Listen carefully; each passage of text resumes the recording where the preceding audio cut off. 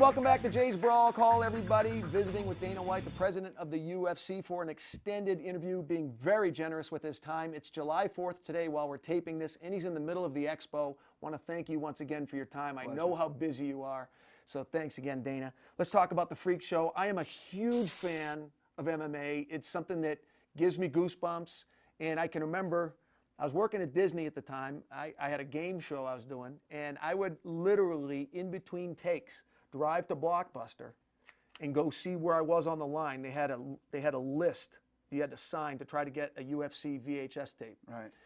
And you weren't doing enough freaking shows. You were driving me crazy. Right. And I'd look at the list. I had 7 guys in front of me. And I'm like, oh, that tape's going to be beat to hell by the time I look at it. Because they'd have 3 tapes on it. And they had all the old John McCarthy stuff, Tank Abbott stuff that I'd watched 19 times. I wanted new stuff. So first off, thanks for putting new shows out. Right. But it was driving me absolutely nuts. And one of the reasons I loved it so much was the Freak Show. I love a 600-pound sumo guy taking on a 210-pound Don Fry. Or can a jits guy beat the best karate guy in the world? I love handicapping those fights. It was very interesting to me. Right. And I missed that. And I know you had to chase regulation and you had to chase weight classes to get the sport all over the world. But there's something I feel that's lost in the Freak Show. I don't know if we'll ever see a Takayama Don Fry hockey fight again. Well, here's the thing. The reality is this. That had to happen. That was the evolution of martial arts. When they finally put together this show, the Ultimate Fighting Championship, that put style versus style to answer the question of which style was the best, and the answer ended up becoming jiu-jitsu at the time, until everybody learned jiu-jitsu. Right. Then when everybody learned jiu-jitsu, it turned into a Then Royce's stand-up looked horrible. Once they learned that, well, and it turned into a 44-minute snuggle fest on the canvas, and the sport started to lose popularity at that time. The reality is this, is that Freak Show, like you call it, had to happen as part of the evolution of this sport. At that time, they had no idea they were creating a sport, but that's exactly what they did. They ended up creating a new martial art, which is mixed martial arts, and a new sport. All right, global dominance, Dana. You guys are pushing everywhere. I've got people in Southeast Asia. They say you've got people on the ground there. You got people on the ground in Europe. Obviously, you got people on the ground in Brazil. You've done some great shows there. They're eating it up. What is the end game globally, and what's your international calendar look like? Yeah, during this week, while all this is going on for Fight Week, we have every guy who runs every office for us around the world here in town. And they've literally been in meetings all day, every day. They're literally right above us right now in a huge international meeting. And we are taking this thing to every country all over the world. This thing works everywhere. People love it in every country until, the end game is this will be the biggest sport in the world and we'll be everywhere. All right, viewer questions. Lyle Richardson from Atlanta wants to know if you were intimidated when Bellator went with the Karate Kid 3 tournament format. Yeah, completely intimidated. These guys are really going to take a huge piece of our business, and all the great ideas they have over there, and, the phenomenal matchmaking, and the list goes on and on. Johnny Burrows of Northern Ireland wants to know why Norman Park didn't get a Harley like the other tough winners.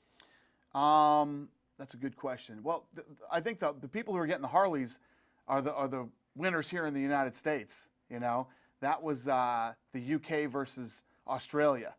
As we go into these other territories, they don't get the same backing as other, like Ultimate Fighter Brazil. On the Ultimate Fighter Brazil, guys win cars for the Coaches Challenge. Here they win 10 grand. There they win cars and all kinds of other prizes. It depends on what market we're in and how much money there is for the show. Yeah, Brazil has a lot of money. They're in the black right now. Right, so. And here in the United States, Harley Davidson's all over it. So yeah. And they love the Harleys in Brazil too. Yeah, every country loves Harleys. Every country loves Harleys.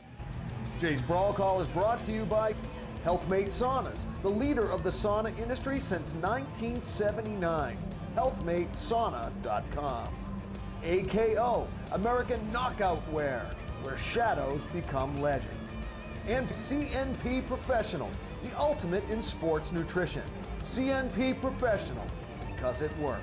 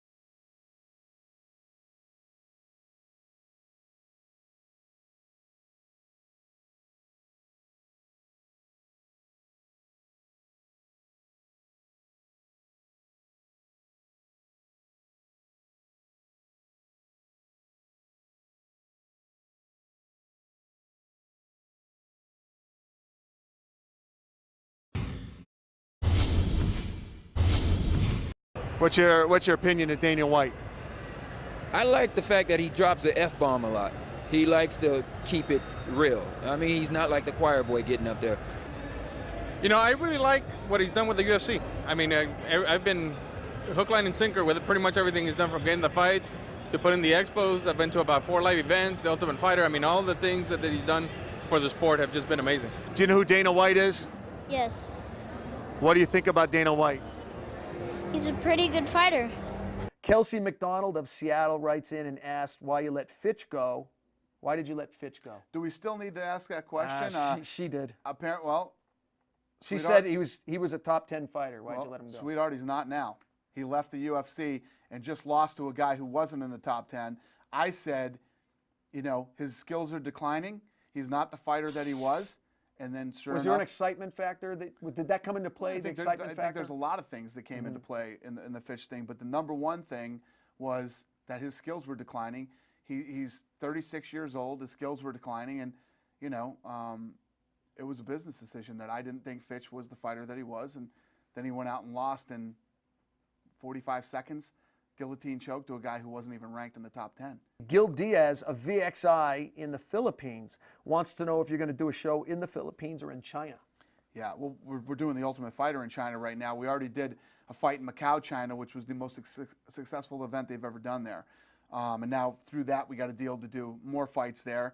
And the Philippines, we almost went to the Philippines a few years ago, and the big sponsor fell through that we were going to go down there with.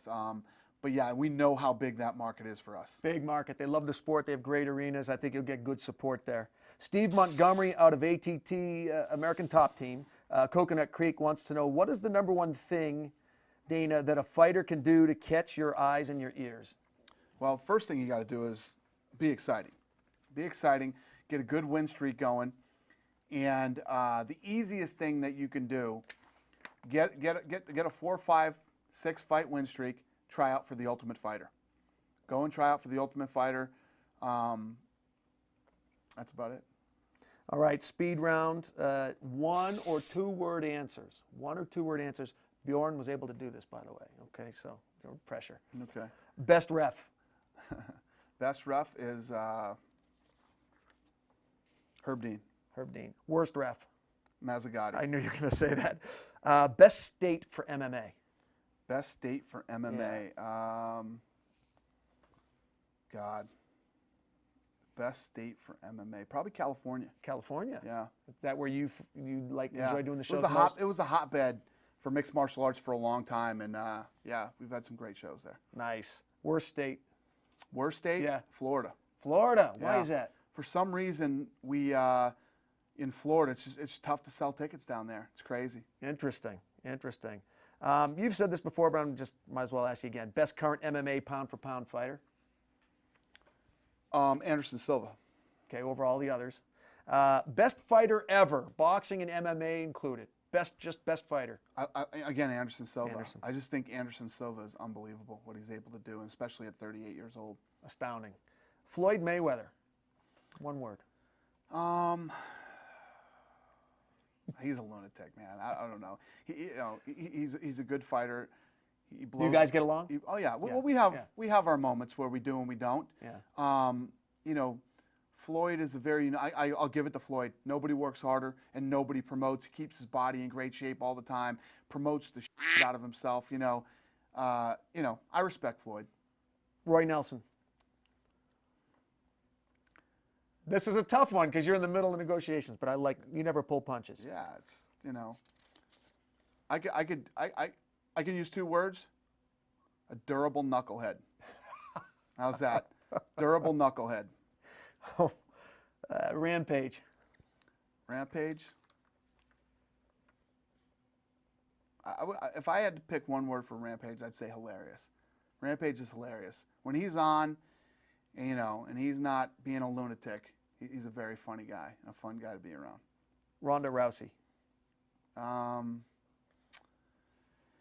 Amazing. She's amazing. She's incredible. She's literally carrying women's MMA on her back and kickstarting the thing single-handedly. Invicta. Invicta, smart. And Silva versus Roy Jones. Silva versus Roy Jones. He wants it, man. I know he does. That's all he talks about. Madness. It's madness. Why is it madness? You know, I just don't see the point. Other than a lot of these guys, if you look at a guy like Anderson Silva, who's accomplished everything you could ever hope to accomplish in a sport. That's it. This is like his dream, his one thing that he wants. Yeah, he's got nothing left to prove, really, right? Yeah. If you could be any fighter in the world, who would you be? If I could be any fighter Yep. in the world, who would I be? I don't know. I don't really want to be any fighter. You know, I don't. I mean, if you're gonna pick one, you wanted to be one fighter. I'd be Muhammad Ali or somebody like that. Somebody who's a Bruce Lee. You know what I mean? Yeah, Somebody who yeah. is All-around iconic guy. and people talk about him all over the world. And you know, I guess if I had to pick one, I'd pick one of those guys. Worst business decision you ever made?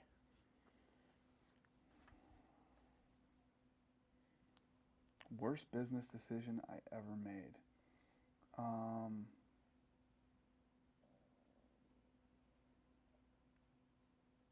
I know there's one out there. Where is it? I don't ever look at things as like anything that I've ever done as a bad decision because it all led me here. You know what I mean? So I've made great decisions and I've made some bad decisions too, I'm sure, but I don't look at any of them negatively because they've all got me here. The stuff that that was bad, I learned from it and made sure to never do it again, and that's what I'm talking about with Viacom MMA. They don't know what they don't know yet. It takes a long time to learn all the stuff that can happen. I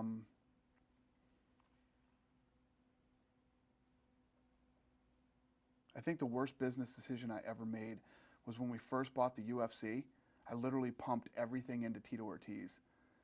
Got behind him 100%. You Gary Shaw'd. You pulled a Gary Shaw. Yeah, Kimbo sliced Gary Shaw. Yeah, I put too much behind Tito. That's the worst decision I ever made. Best business decision you ever made? The best business decision I ever made was calling the Fertitta brothers and saying, you know what, I think we should buy the UFC. Wow. The rest is history. All right, couple last questions. Cash, come clean. How much you worth, really? I am worth whatever someone else believes the UFC is worth.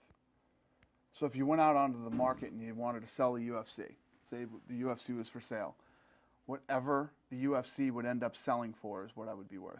I've heard anywhere between $1 billion and $2 billion. Is that what? More. It's worth more More. than that. Yeah. And personally, Yeah. What about you personally? Personally, me and the Fertitta brothers believe that this is the most valuable sports franchise on earth. The most valuable sports franchise on earth. It works everywhere. I've heard, I don't know if this is true or not, but I've heard the rumors that if you drop a $100 bill now, it is financially not worth it for you to pick up that $100 bill. You lose money on the way down. That's how much ridiculous. money you have, yeah. Dana White. I might throw a few pennies on the ground, but I ain't dropping $100 bills. I can tell you that. He's still got enough Boston in him that he's going to pick up that $100 he's bill. dropping hundreds. You don't need to, but you're still going to pick it up because No, I'm not you're a dropping Southie guy. Jay's Brawl Call is brought to you by CNP Professional, the ultimate in sports nutrition. CNP Professional, because it works. AKO, American Knockout Wear, where shadows become legends. And Healthmate Saunas, the leader of the sauna industry since 1979. HealthmateSauna.com.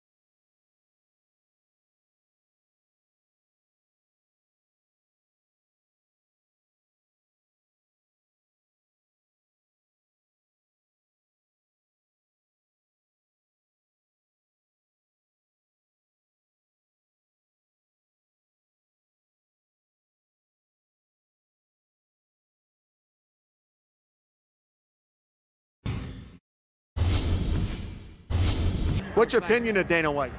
I think he's a great guy. I mean, he's a Boston guy. We're excited. We love Dana in Boston, and he's bringing a fight.